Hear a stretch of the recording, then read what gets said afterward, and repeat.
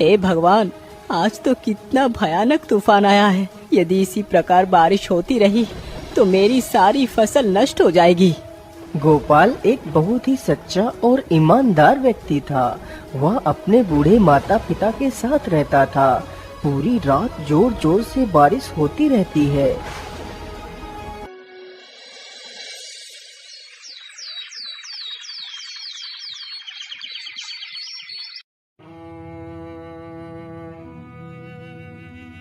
पिताजी, मैं जरा खेतों की तरफ जा रहा हूँ।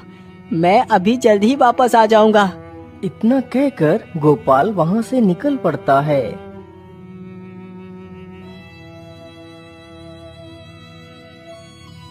गोपाल चलते चलते जल्दी ही अपने खेत के पास पहुँच जाता है तो देखता है उसकी सारी फसल नष्ट हो चुकी है। हे भगवान, ये क्या हो गया? मेरी सारी फसल नष्ट हो गई। अब मैं क्या करूँगा? अनाज कहाँ से लाऊंगा और अपने बूढ़े माता पिता को क्या खिलाऊंगा? बेचारा गोपाल वहीं पेड़ के नीचे बैठकर काफी देर तक रोता रहता है। हे भगवान, मेरे परिवार का सहारा ये खेत ही था, आज वो भी नष्ट हो गया। अब मैं क्या करूँगा?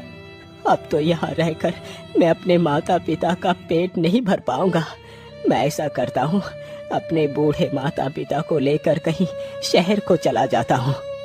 इतना सोचकर गोपाल वापस अपने घर की तरफ लौट पड़ता है।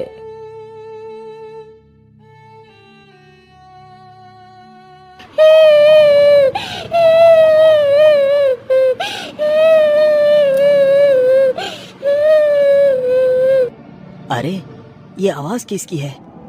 मुझे तो लगता है कोई मुसीबत में है और ये आवाज तो इसी तरफ से आ रही है। चलो चलकर देखता हूँ। गोपाल जल्दी ही उसी तरफ जाता है जिस ओर से वह आवाज आ रही थी। गोपाल जैसे ही उधर को जाता है तो देखता है एक चिड़िया अपने घायल बच्चों को देख देख कर रो रही है, जो बच्चे कुछ दिन पहले ही अंडों से निकले थे।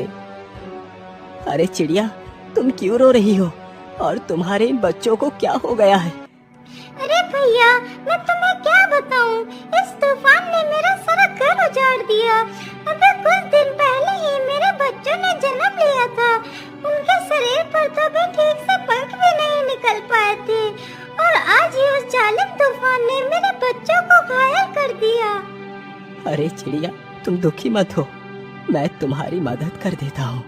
मैं तुम्हारे बच्चे को दवाई लगा देता हूँ तो तुम्हारे बच्चे जल्दी ही ठीक हो जाएंगे और मैं तुम्हारा घोंसला भी इस पेड़ पर रख देता हूँ।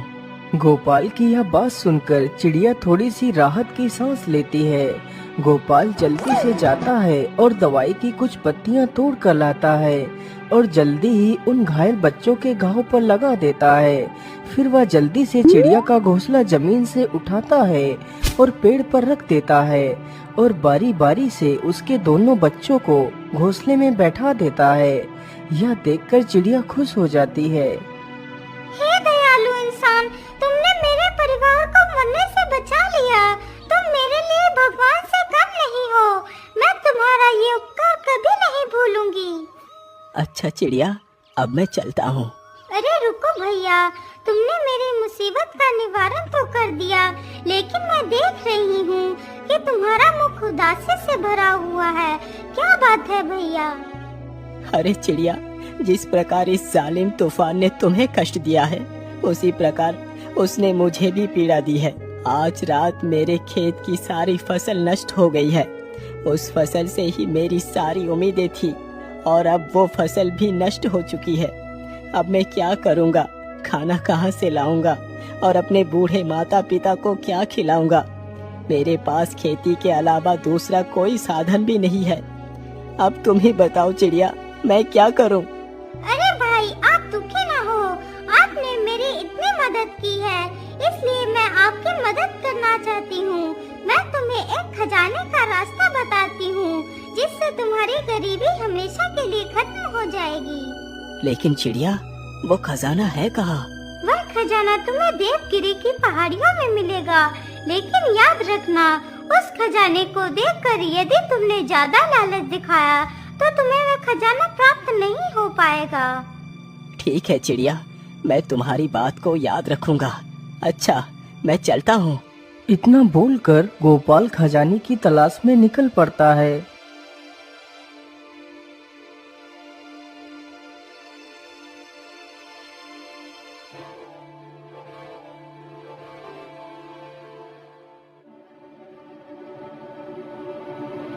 गोपाल चलते चलते काफी ज्यादा थक गया था और उसे बहुत जोर की भूख भी लगी थी। अरे राम राम राम, मैं तो चलते चलते कितना ज्यादा थक गया हूँ।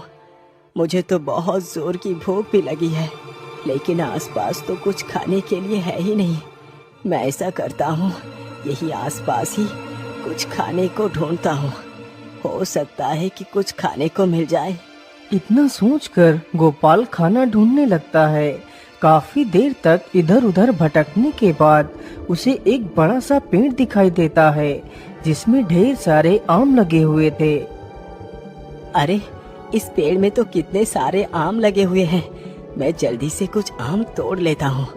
गोपाल तुरंत ही जमीन पर पड़े एक पत्थर को उठाता है और जैसे ही पत्थर को फेंकने चलता है, तभी सारे आम गायब हो जाते हैं। यह देखकर गोपाल आश्चर्य में पड़ जाता है। अरे, ये क्या हुआ? अचानक से वो सारे आम कहाँ गायब हो गए? पुत्र, तुम इस पेड़ के आम ऐसे नहीं खा पाओगे। अरे, ये किसकी आवाज है? आसपास तो कोई भी नहीं दिखाई दे रहा। पुत्र, मैं तो तुम्हारे सामने ही खड़ा हूँ। मैं एक पेड़ हूँ। लेकिन क्यों पेड़? मैं तुम्हारे फल क्यों नहीं खा सकता? बेटा, इंसानों ने हम पेड़ों को बहुत कष्ट दिया है। हमने इंसानों के लिए क्या कुछ नहीं किया। उन्हें अपने स्वादिष्ट फल खिलाए, हम खुद धूप में तड़पते रहे।